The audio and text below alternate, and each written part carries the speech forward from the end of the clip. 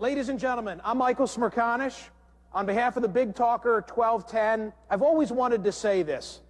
I get to introduce to you a man who truly requires no introduction. United States Senator John McCain.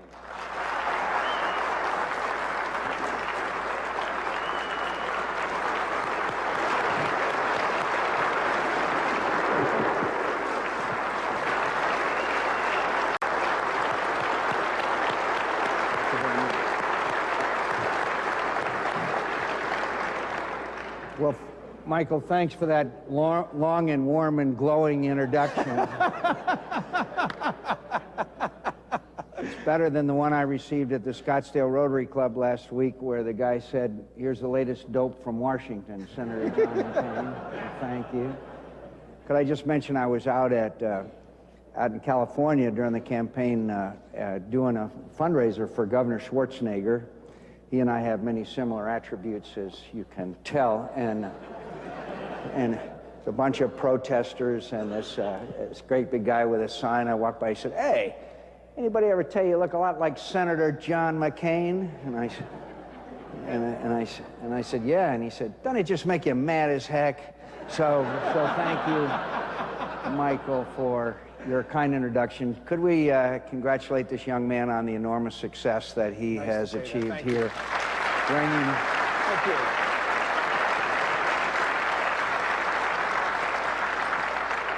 Bringing information, knowledge, and respectful debate to the political arena in America.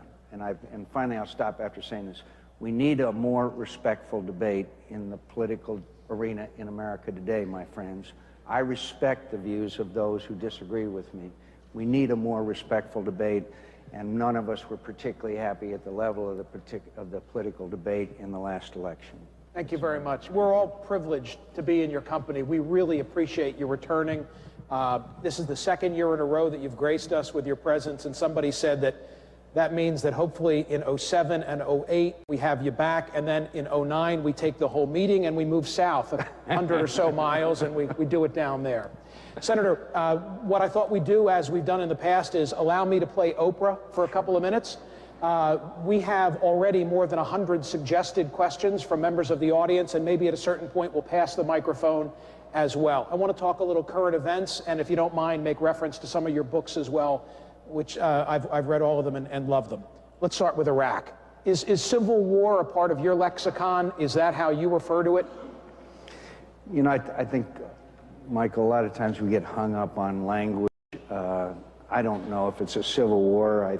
As I remember the classic definition, it's one side against the other.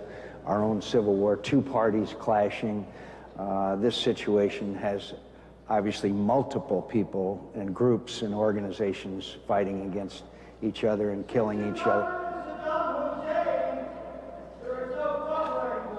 Thank you very much. Thank you very much. Thank you for that comment. We were going to... Thank you, sir. We were going to wait until after we finished our dialogue, and then we were going to let you ask your question, and we'll do that if you'll show us some patience, all right?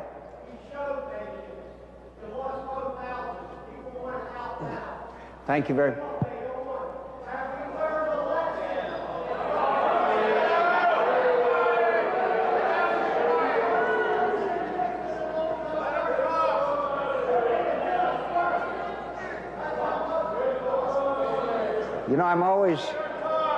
You know, sir, I'm always curious why it is that we can't have, as I just said, a respectful dialogue rather than this kind of...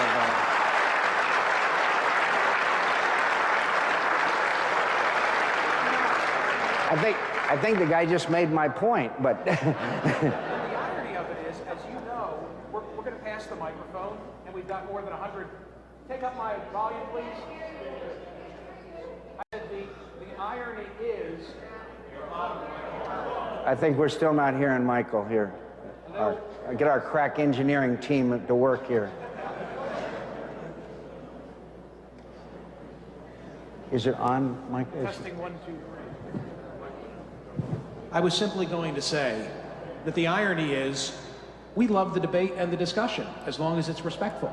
And whatever it is that was on that gentleman's mind, as far as I'm concerned, is fair game this morning, and I know you feel the same way. Sure, absolutely. You wanted to continue your answer in terms of sure. the way in which you described In other this? words, I don't think it's a civil war. Look, we're in trouble in Iraq, my friends. We are in deep and serious trouble.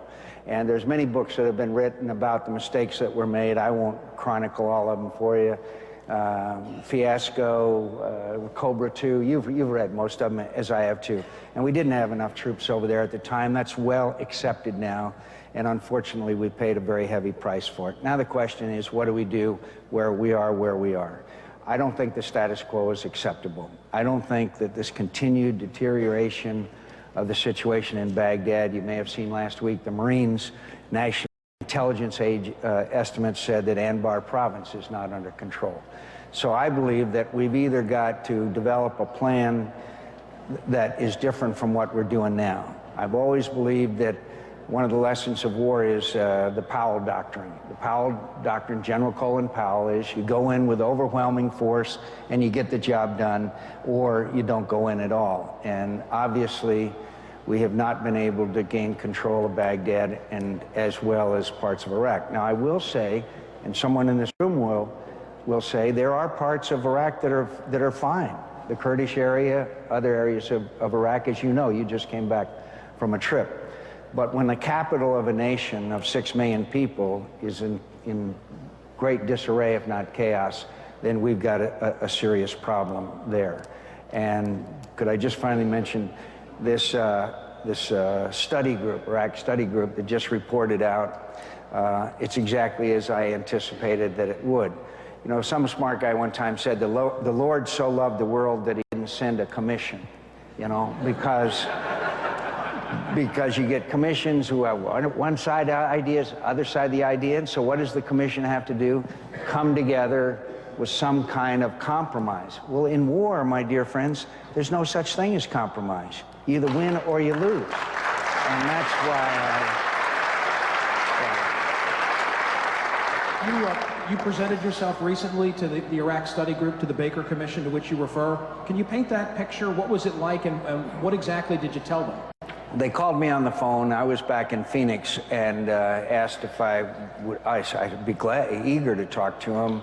They were there and we talked by telephone, so they had a speakerphone, so it was hard to tell some of the reactions. But Leon Panetta, for example, asked me, he said, every time we know that you think you need more troops, then the generals say they don't need more troops. What do you say to that? And I said, I say to that, ask them the question, how are things going? How are things going? What are the indicators? That the numbers of American soldiers killed is up, the number of attacks are up, the number of bodies found in the street in Baghdad is up. All the indicators are that it's going in the wrong direction. So to say that we have enough troops there simply does not comport with the facts on the ground. I understand how hard it is to be on one of these commissions, and I appreciate their hard work. Some very bright people. I just think that when you do these kind of things, it's almost a predictable result. And my dear friends, could I just say this to you in utmost sincerity? I would very much like to be President of the United States. I will make a final decision.